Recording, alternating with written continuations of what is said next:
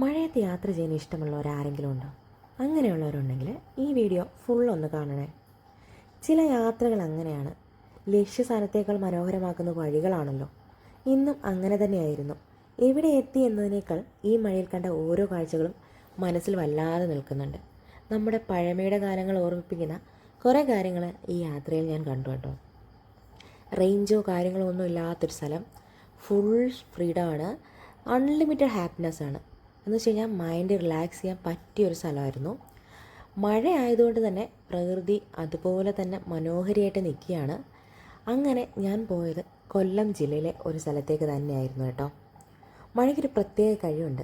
എത്ര ടെൻഷൻ ഉണ്ടായാലും കുറച്ച് നേരത്തേക്ക് അത് മറക്കാൻ പറ്റും.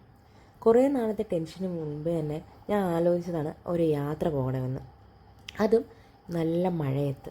അതങ്ങനെ സാധിച്ചു കിട്ടി കേട്ടോ. ഇന്നലെ വൈകുന്നേരത്ത് അങ്ങനെ ഞാനൊരു യാത്ര പോയി. സൂപ്പറായിരുന്നു. മഴ എത്ര ഇഷ്ടമാണെങ്കിലും നമുക്ക് മഴയത്തുള്ള യാത്ര അതൊരു പ്രത്യേക ലഹരിയല്ലേ. നല്ല മഴയും ചായയും തമ്മിലുള്ള ബന്ധം അത് മലയാളികൾക്ക് എന്നും സ്പെഷ്യലാണ്. അങ്ങനെ നല്ല കോടയുള്ള സ്ഥലത്ത് പോയി, മഞ്ഞ് മൂടിക്കിടക്കുകയാണെന്ന് വെച്ചാൽ നമ്മുടെ തണുപ്പൊക്കെ നല്ല രീതിയിൽ കിട്ടുന്നൊരു സ്ഥലമായിരുന്നു. അങ്ങനെ ആസ്വദിക്കാൻ പറ്റിയൊരു സ്ഥലത്തേക്ക് ഇന്നലെ പോയിരുന്നു.